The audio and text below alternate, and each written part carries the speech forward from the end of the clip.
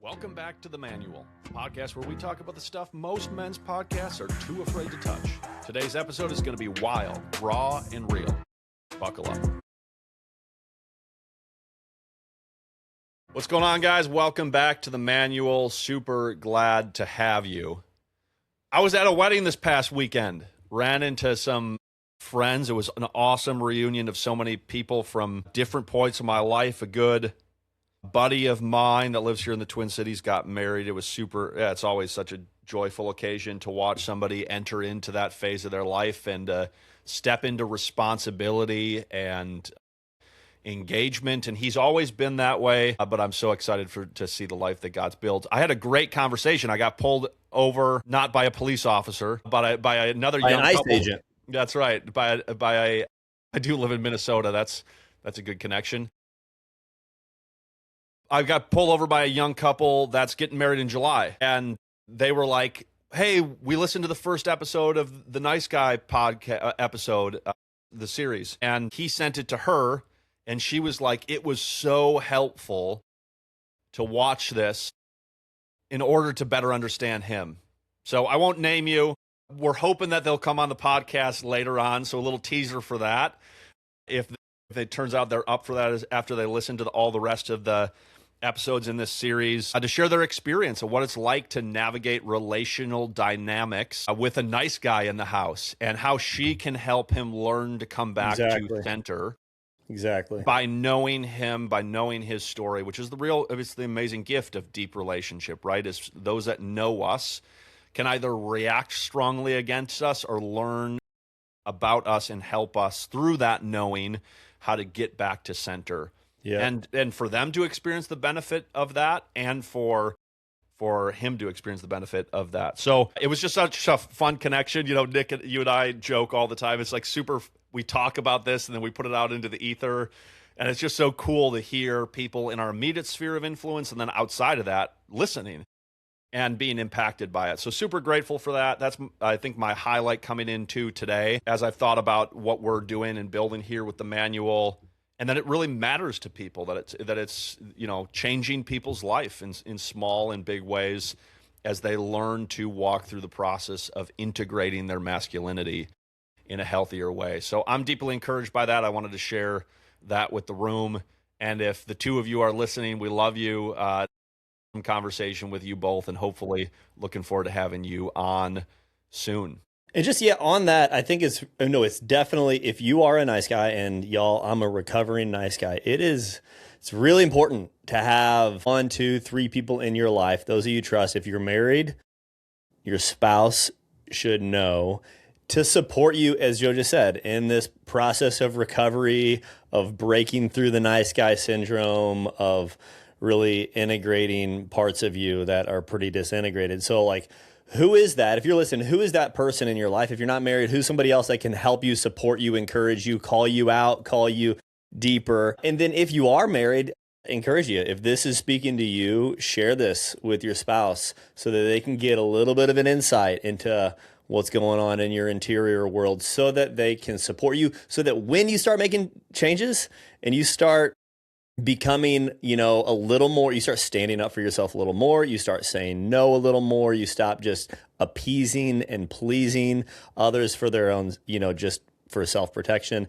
They can understand, oh, this is you trying to break free from the nice guy. Or they can say, hey, are you being a nice guy right now? And it's super helpful. So worth sharing this if it's speaking to you with somebody else in your life that can help support you along this journey. That's really good. Last week we talked about responsibility and stepping into true responsibility rather than responsibility out of that people-pleasing mentality, right? We talked about things like enmeshment, attunement, codependency, and how those get formed, especially early in life, and how the nice guy often finds him in those realities in relationship. We defined those terms, and then we talked a little bit about the marriage context, which obviously is perfect in what we just talked about here off the top. This week, we're talking about telling the truth and the importance it is as a routine habit and self-awareness element for a nice guy to develop to learn to tell the truth. Nick, I like, because I love what you say about what lying does for us, to just set the stage there of why do we lie? Yep. Yep. Yeah. So as with, it always goes back to the beginning, early in life, when the nice guy was started to be formed from an environment that was not emotionally attuned, from an environment that maybe wasn't that safe. And so the nice guy learns protective techniques, not because he wants to be, in this case, manipulative, but because he just really needs to protect himself. And so he learns that there's certain ways to protecting himself that actually work, and lying is one of them. And we say all the time, I believe that, let's say sin, all sin, I can say it a couple different ways, is a result of an unwillingness to suffer. And this is part of breaking free from the nice guy syndrome, is certainly redemptive suffering, leaning into discomfort, opening up to fear. And we lie because we believe that to tell the truth is more painful than to lie. And so in order to not feel that pain, in order to not feel that ache, and so, I mean, even the amygdala is firing in such a way that the physical reaction, the physiological reaction happening in your body is the same physiological reaction that happens when you literally think you're going to die. Your body thinks, I'm going to die, and so self-protect, I lie. So I abort reality, I get out of it, and now I'm safe for now. But now I have to, then it builds this false self, this mask, and we just keep, then you got to keep that up for a long time. Yeah. And you got to keep building that false self. Yep. In lying, a nice guy learns to hide, perform, and edit to stay safe. Yeah. Right? And the core belief there is that if I tell the truth, if I let people know what I really believe or what I really think or what I really need or want, I won't be safe or loved. Right? And oftentimes that thought isn't really conscious because, like you said, the emotional part of our brain is driving that reaction. Right? We go into a state of fight or flight, and we become automated in whatever our ritual or routine is in hiding, performing, or editing. So our encouragement here is to just stop and pause. Maybe it's helpful for you to actually pause the episode here and think for a minute and journal for a minute, or actually write it out physically. What's one area where you often soften or edit the truth to avoid discomfort? What's one area where you soften or edit the truth to avoid discomfort? I want to talk about 3 types of hiding here for a little bit. 3 ways that a nice guy avoids honesty, right? The first is hiding emotions, hiding desires, and hiding boundaries. Nick, do you want to dig into those 3 a little bit for us? Yep. Because again, the hiding. The nice guy it's self-protective, and it hides the true self. And within you is buried that true self, and that's what we want to go after. So hiding emotions. Oftentimes the nice guy doesn't know how he is. He's so, as we talked about last week, one, it is maybe his dissociation, but also he's so enmeshed with others. He doesn't know where they stop and their own identity begins. And so they really sometimes don't know. Forget emotional regulation. Let's just start with emotional awareness. And so sometimes it's like, I really don't know how I am. But oftentimes, if they do know, expressing emotions, oftentimes growing up, wasn't safe. There's certain emotions particularly that were not safe to express because they weren't met, because you often didn't know how to handle their own emotions, let alone your own. And so they'll oftentimes just say, I'm fine. I hide and say I'm fine when really they're not fine. They're living in fear, or there's shame, or, even within a conversation where there's maybe conflict, or a relationship where you got conflict with your spouse or a close friend, and especially bros. It's like we don't often, it's just so easy to say, get over yourself. It's fine. I'm fine, versus leaning into the discomfort and say, actually, I'm kind of bitter. I'm a little resentful that whatever this thing happened. And this is why, man, Joe, I love building this thing with you, because Men build relationships shoulder to shoulder, I've heard. And we got it. And when you do that, you're going to have some conflict along the way. And it's easier, the nice guy especially, because he doesn't want to engage the uncomfortable, says, I'm fine, it's okay. And what does that do? The resentment, the bitterness, the bitter roots keep going deeper when really I'm not fine. So we hide in emotions, and because we don't know how to handle them really. Yeah. No, that's so good. Yeah, hiding emotions, again, feels like safety. And I think one of the fears for men, especially in relationships with women, oftentimes they become either emotional puddles, like emotionally dependent. I need a woman to express all of this stuff, and so it just comes out all the time, like extreme emotional sensitivity. Yeah. Or it's becoming emotionally void, which that I'm fine statement is. And both of those are, again, two sides of extreme. Well, what's in the middle, right? I think one of the most beneficial frameworks or principles I've heard and integrated in my own thinking or philosophy about male-female relationships is the fact that women do test the boundaries of men's emotions. Like, they want a man with emotions, right? Yep.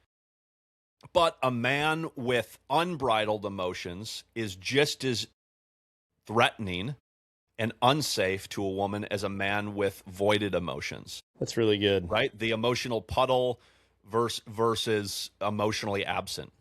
The stoic are both yeah, very detrimental to building an awesome relationship, building safety, building trust, right? And that's man to man as well as it is man to female. But I think men oftentimes believe that women want them to be emotional, to be more on that side of like the emotional puddle.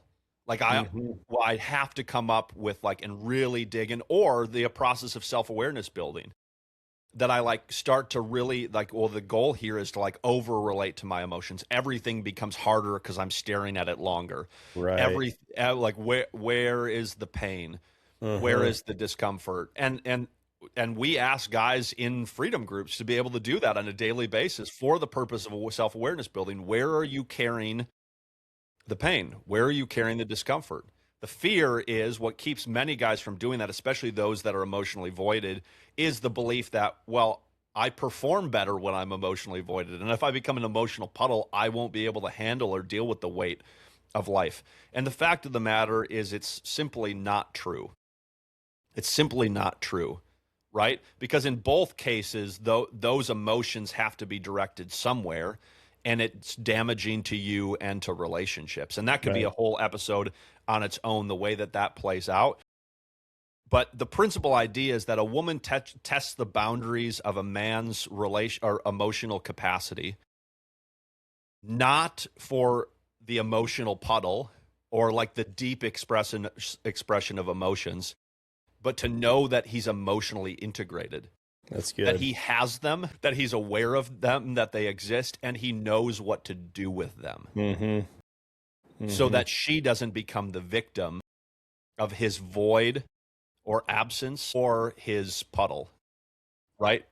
So that she doesn't drown or become damaged by that avoidance. That's good. That absence. And so I think that's a really helpful framework to think about, because I think and that can be a helpful mirror for us to think about what we want as men.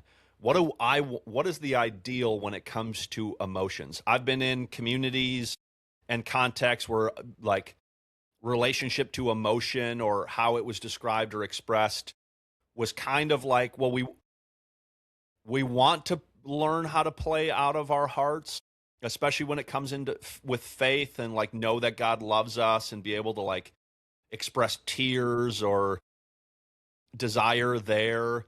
But in general, like emotions for a man are more of a threat than they are a benefit. And that bringing dominion over your emotions is basically stop paying attention to them, essentially, right? That's the sort of modus operandi. That's the ideal of learning how to integrate emotions. Yeah. I believe that integrated emotions is learning to see emotions as smoke signals or flags. Like your brain is trying to communicate something to you. And it could be that all it's communicating to you is this event or this trigger is familiar to me and it is unsafe because of that legacy of your story, right? Because of where we've been before, this environment, this situation is a threat. And it might be important that you reinforce through reframing and thinking clearly that this isn't a threat, that it was before, but I'm not a child anymore. And I learn how to lead with compassion, that young part of me that wants to be triggered by that environment or that relationship or that other person. But we don't have to do that anymore. Right. And so it's the kind of like you said, is like self-regulation begins in deep emotional self-awareness. That's the place to begin.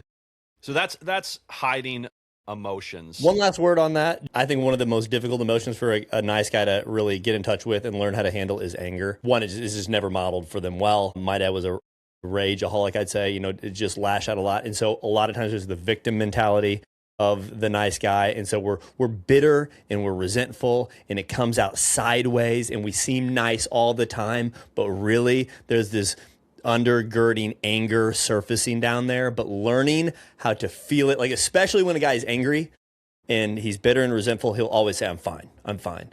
But like put on this face. So learning how to tap into, hey, what's that? What's going on there? And learning how to regulate that and handle it and open up to it. And then respond to what, okay, I actually need to have a conversation or whatever it is. So that's really good. Anger, sadness, disappointment, they all get swallowed to preserve harmony. Yep. Right? And that's right. And it's a false harmony. Right. Yeah. Right. So hiding desires, very similar, but this idea of playing indifferent, avoiding wants, refusing to lead or to speak up, leads to desire suppression or repression. Suppression is that someone outside of me is suppressing desire, right? You can look again at early life. What did it look like to express your wants and needs, and how did others respond to them? How does that happen today?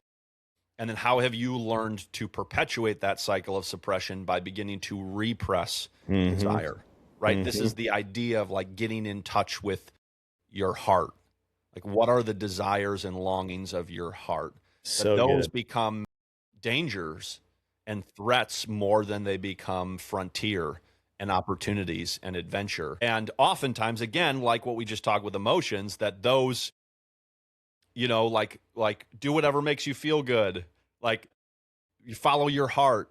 Usually bad advice, because that's the other end of the extreme, right? Well, you've repressed and suppressed your emotions and your desires, so let them run wild and see if they make you happy is just as dangerous, truly, as continuing to repress. So how do you find the middle when you're in either camp and desiring has become dangerous? So it goes underground or it gets repressed. Mm-hmm. So much so, it's a muscle we've rarely exercised. So similarly to the emotions thing, if a nice guy often doesn't know how he is emotionally, he often doesn't even know what he wants. It's because he hasn't exercised that muscle of expressing an opinion that might be different from others in the group. He hasn't expressed his desire or just simply what you want. Forget about what you need. And we've talked about this before on this podcast, but what do you actually want? And even trivial stuff, Chick-fil-A or Chipotle, just what do you want? And so a lot of times the guy doesn't know what he wants. And so a lot of times the exercise here is just to say what you want, and especially if it's different from other people and what they want. And there's going to be a conflict of interests, a conflict of desires, and a nice guy, it's really hard to experience that. Yeah, I lost my train of thought. Learning to express what you want is a big part. Here's what I was going to say, especially in the Christian circles. in the name of like holiness and self-sacrifice, we bypass the process of expressing what you want because we think, oh, it's not about what I want. Paul says I got to lay down my desires, humble myself, count other people more than myself. And so is this false, twisted, virtuous way, is a twisted virtue. But in order to sacrifice your desires, you first have to know what you desire. In order to sacrifice what you want, you first have to know what you want so that you can actually lay that down for the sake of others. First, I mean, nice guys, if you're listening, what do you want? Write down what you want, express what you want, articulate what you want, share what you want. And the other one is opinions. What opinions do you have? Certainly, a lot of our opinions are formed from other people's opinions and other people's thoughts and a whole background of things and things we read and things we listen to. But what's your opinion? I want to encourage you when there's opinions being expressed, if you have a different one, express it and then feel what happens in your body and welcome it and realize you're not dying. Yep. That's really the good. false self is a little bit when you lean into that. Yeah. Yeah, I think an integrated Christian view of our desires, again, believing that the follow your heart, sort of unbridled, in an unbridled way, do whatever makes you happy on one extreme, and the, give up your desires, they're evil and wicked, and your heart is bad. What you just sort of described are both different sides of this spectrum. What does it look like to find that middle line, that through line of desire? My experience in developing my own, I think, maturity with my desires is knowing and believing that God put the desires of my heart there for a reason. And oftentimes, the reality of my life has been I've run before I was ready. I wanted what I wanted, and I wanted it now. Sure. Yeah. And so I tried, and that trying hurt a lot of people, including, first and foremost, myself. Sure. Because I was trying to do something, operate in a capacity connected to my desire that I wasn't ready for. Now, I think part of that is good. We're going to fail in our attempts to be able to operate in our desire, and that's good because we learn then how to relate to it more appropriately. And we learn that as we do that and then give up that desire to God, that He wants that too, right? And I have memories. I mean, the one that stands out most clearly is from when I was a young man. I was a DJ. I owned a DJ business. Music is a huge part of my life, and I love EDM music and house music, and I really wanted to DJ in college, my freshman year of college. And so I got this residency at a bar down the road from us. And I wanted to be the guy, right? I wanted people to like me, but being there, it was kind of in the midst turning point of my own reversion to my faith, coming back to God. And I gave that up because I knew that I couldn't be in that environment and be who God wanted me to be. And it felt like exactly what you described. Surrendering my desire. God, I really wanted this. That's good. But I want you more. And I want the things that you have for me more.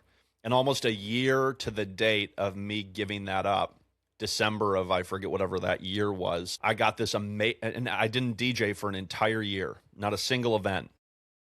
And through this totally random grapevine of other people in my college, I got this opportunity to DJ my dream event for 15,000 people in the middle of January. And my whole experience of that was, one, I got to play exactly the kind of music I wanted. I got to create the exact kind of environment I had always envisioned and dreamed of. And the whole experience of that is God, you know my heart, and you want these things to come to fruition, but how you want to do it is way better than how I want to force it to happen, right? And so, again, it's this sort of, I think failure is a necessary part of the process, especially for the nice guy. Don't expect that in any of these hidings, you're going to do it perfectly, that the pendulum's going to swing as you learn to find center. Yep. And don't avoid that.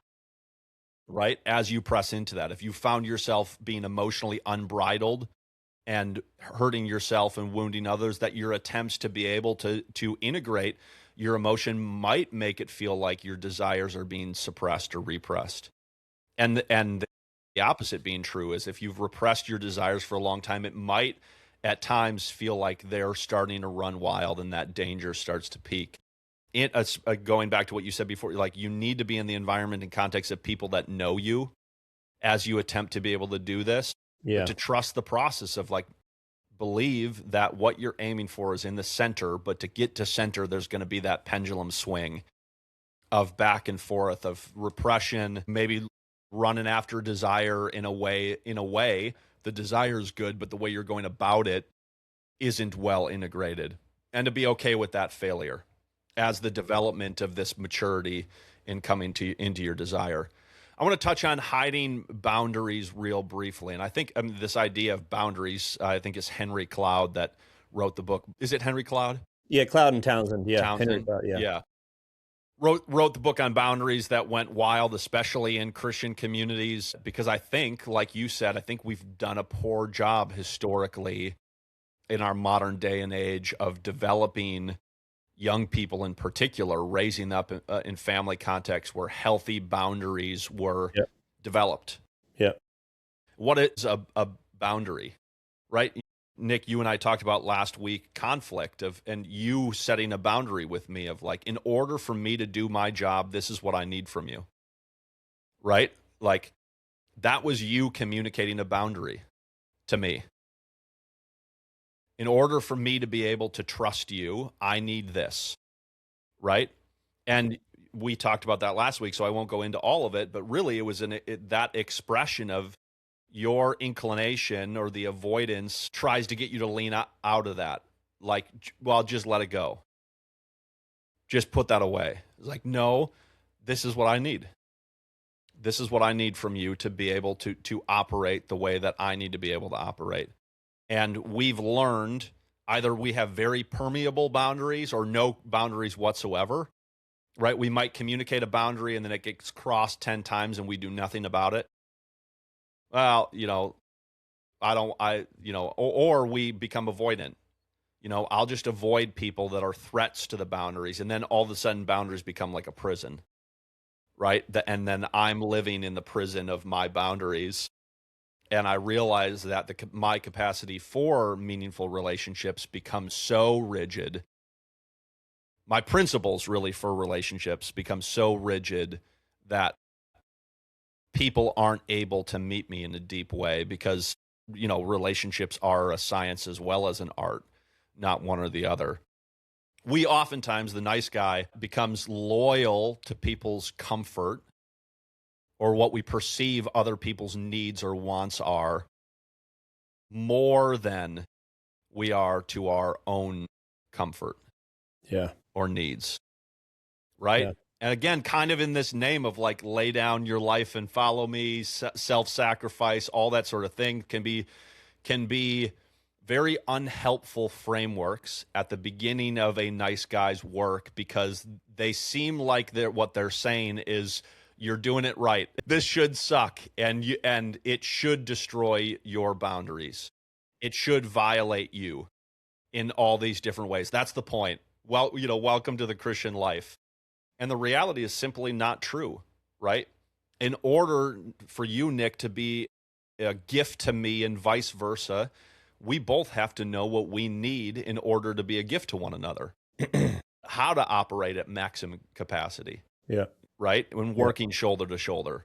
If it's not working, you always hold the shield on the right side of your body, and I always hold the shield on the left side of my body. It leaves both of us exposed. And we might feel like, well, that person is you're left-handed, I'm right-handed, and so I can't tell him to learn how to hold his shield with his left hand, and we're both exposed.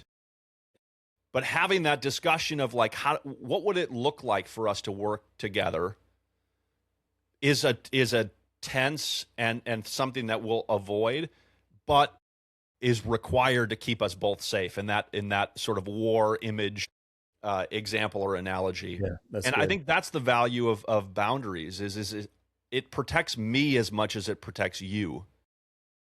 And we've learned, the nice guy has learned that boundaries Either we have no concept for boundaries, we've never thought about it, which is, I think, oftentimes the case for men, or we just don't know how to create them and be consistent enough with them for other people to be able to experience and for us to be able to experience the gift that they are Yeah. when we establish them.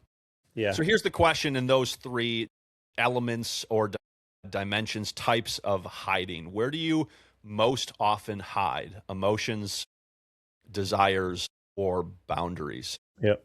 That's good. We're gonna land the plane here, Nick. If you want to just close us up, That's wrapping great. up this idea of Yep. lying and honesty as Yeah. we close. Yeah.